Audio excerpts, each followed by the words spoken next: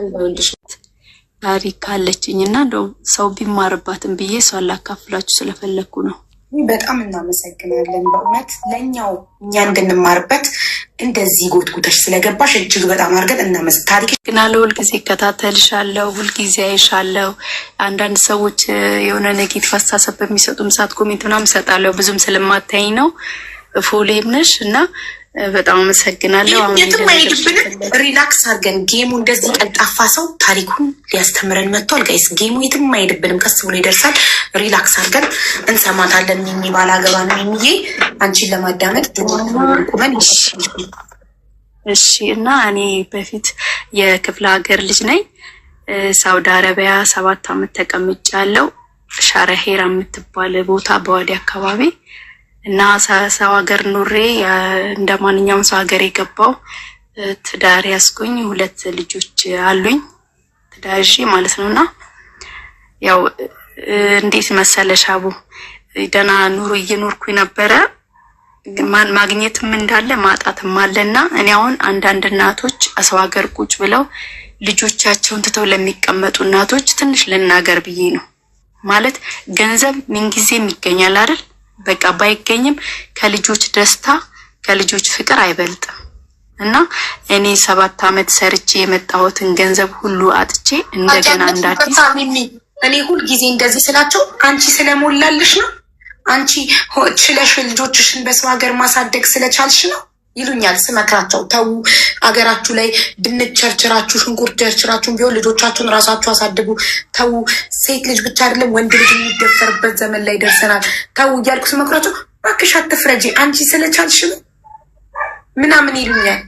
ገባሽ? ስመክራቸው ለነሱ ብዬ ከባሰ ባሰ የባሰ ነገር ይሻላል፣ ከባሰ ባሰ የባሰውን ምረጡ ብዬ ስላቸው አንቺ ስለሞላልሽ ነው አንቺ ስለቻልሽ ነው ይሉኛል። የራሳችሁ ጉዳይ ብዬ ተውኳቸው። አንቺ ግን የኖርሽዋ ስለሆንሽ ንገሪያቸው በደንብ። እና ያው ገንዘብ ሁሉ ነገር ባለቤቴ ብጌዳ ይሰራ ነበረ።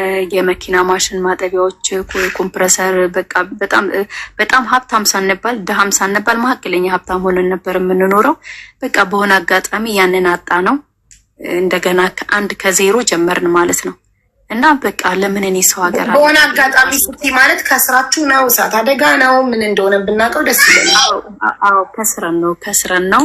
ያው አንዳንድ አጋጣሚዎችም አሉ በቃ እነሱ እንዳሉ ሆኖና ከዛ ለምን ውጭ ሀገር አልሄድም ብዬ ፓስፖርቴን አደስኩኝ እና ለመሄድ ሳስብ ልጆቼ ያሳዝኑኝ፣ በጣም አሳዘኑኝ። ሲያቸው በቃ ገና ሳልሄድ የማይባሚሮ የማስባቸው በቃ ልብሳቸው ቆሽሾ ምግብ እንደፈለጋቸው ሳያገኙ የሚሰጣቸው አጥተው ተጨንቀው ነውና ገና ሳልሄድ ባይምሮ እንደዛ ይመጣብኛል።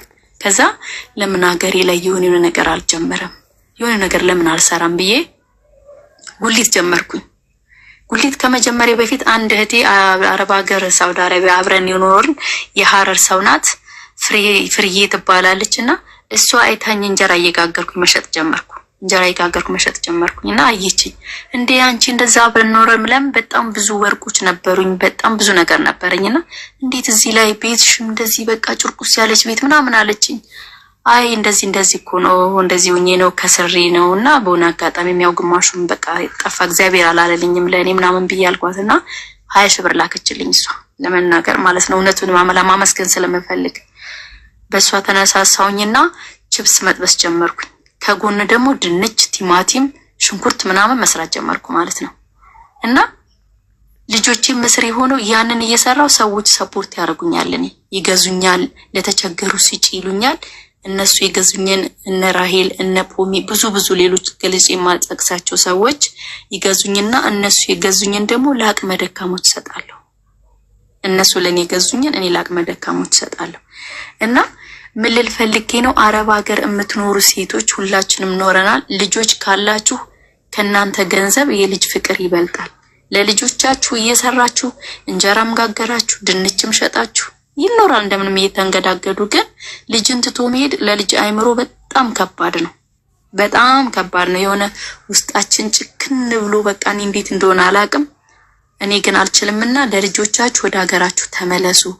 ልጆቻችሁን በእናንተ ፍቅር አሳድጉ። በፍቅር በቃ በገንዘብ ሳይሆን በፍቅር፣ ገንዘብ ሳይሆን ፍቅር ነው ለልጅ ዋናው ነገር በእናትና በአባት ፍቅር ውስጥ ሆኖ ተገንብቶ ሲያድግ ነው እንጂ እሷ ገንዘብ እዛ እየሰራች ልጅ ምን እንደሚሆን አታውቂም። የት ሁሉ እንደሚመጣ አይታወቅም። ማን ጓደኛው እንደሆነ አይታወቅም። እና ልጆች በጣም ነጭ ወረቀት ናቸው በልጅነታቸው። ቆንጆንም መጥፎንም ባይምሯቸው ጽፈው ነው የሚይዙት። ስለዚህ ለልጆቻችሁ አገራችሁ ግቡና ባላችሁ መስራት ነው።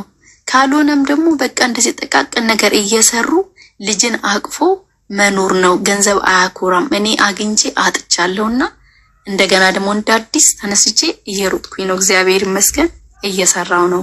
ጉሊት ነው የምሰራው፣ ቺፕስ ነው የምጠብሰው፣ እንጀራ ጋገራለሁ፣ ደረቅ እንጀራ እሸጣለሁ እየጋገርኩኝና ሰው ሀገር ብዙ አትቆዩ፣ ለልጆቻችሁ አስቡ ለማለት ፈልጌ ነው።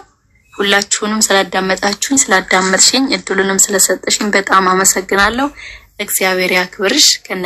ከነባለቤትሽ ከነልጆችሽ ክፉ አይንካሽ። አመሰግናለሁ።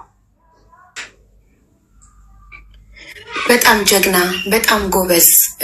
የምር እኔ እንደዚህ እያልኩ ስመክራቸው ልጆቻችሁን ትታችሁ አትሄዱ። የበቀደሟ ራሱ ሲቲና ልጆችሽን ትተሽ አትሄጂ፣ ተይ ልጆችሽ እዚህና እዛ አይደጉ ተበታት ነው። ጉሊትም ቢሆን ቸርችሪ፣ ሽሮም ቢሆን ሽጪ፣ ሻይ ቤትም ቡና ጠጡም፣ ምንም ስሪ። ብቻ ልጅ በእናቱ እቅፍ ይደግ። የኔ ልጆች ያገኙትን እድል እኔ እናታቸው አብሬያቸው መኖሬን አንድ ቤት ያገኙትን እድል የእናንተም ልጆች ያገኙ። ልጅ ይኸውልሽ ቂጣም ቢበላ ሽሮም ቢበላ ዋናው እናቱ አብረው ትኑር። እናቱ አብረው ያለች ልጅና በሌላ አካል የሚያድግ ልጅ ኮንፊደንስ እኩል አይደለም፣ ደስታ እኩል አይደለም። ልጅ ሽሮም በልቶ እናቱ አብረው ካለች በጣም በራስ መተማመን ይኖሯል፣ ደስተኛ ነው፣ ይቦርቃል።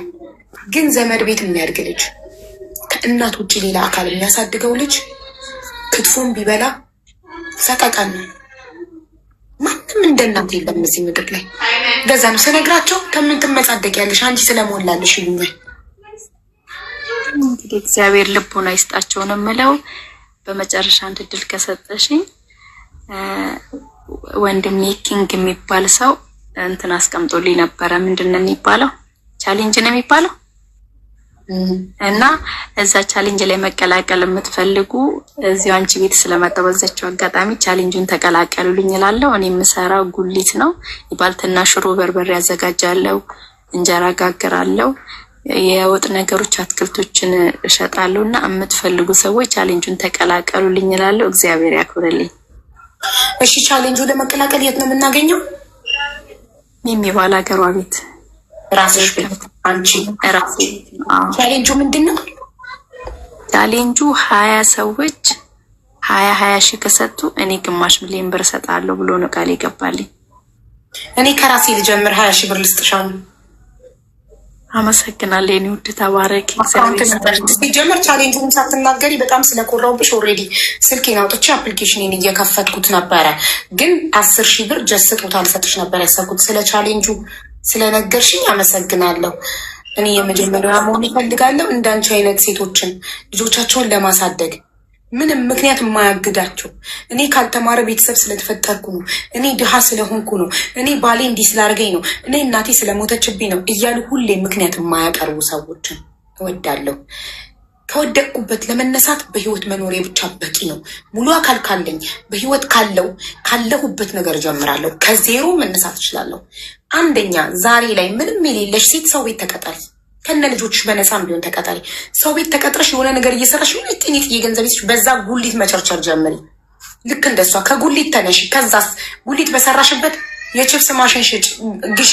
ከዛ ችፕስ እየሸጥሽ ሁሌ ምክንያት ሁሌ ድሆች መሆናችንን ከድሃ ሀገር መፈጠራችንን ካልተማረ ቤተሰብ መፈጠራችንን ሁሌ እኔ ካልተማረ ቤተሰብ ነው የተፈጠርኩት፣ ከድሃ ቤተሰብ ነው የተፈጠርኩት። ግን ራሴን ካወቁ ጊዜ ጀምሮ ከ18 ዓመቴ ጀምሮ ራሴን ለማሳደግ እየተፍጨረጨርኩ ነው ያለሁት። ሁሌ የቤተሰቦቼን አለመማር ምክንያት አላደርገውም። ሁሌ ከድሃ ቤተሰብ መፈጠሬን ምክንያት አላደርገውም።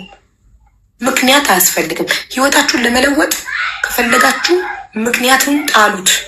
ምንም በቃ በህይወት መኖራችሁን ሙሉ አካል መያዛችሁ፣ በቃ እነዚህ ሁለት ነገሮች በህይወት ካላችሁ፣ ሙሉ አካል ካላችሁ፣ ጤነኛ ከሆናችሁ ከዜሮ ተነስታችሁ ሰርታችሁ በጉልበታችሁ፣ ጤነኛ ከሆናችሁ በሙሉ አካላችሁ በእጃችሁም በእግራችሁም ሰርታችሁ ከዜሮ ተነስታችሁ የፈለጋችሁበት መድረስ ትችላላችሁ። ሁሌ ምክንያት የኢትዮጵያ ኑሮ አያኖርም። ያው እየኖሩ ነው ጉልች እየሸጡ። ሌላው ካረገው እኔ ለምን ማድረግ አልችልም? ሌላው ኢትዮጵያ ውስጥ ያለ ህዝብ መኖር ከቻለ እኔ ለምን አልችልም? ማነኝ እኔ?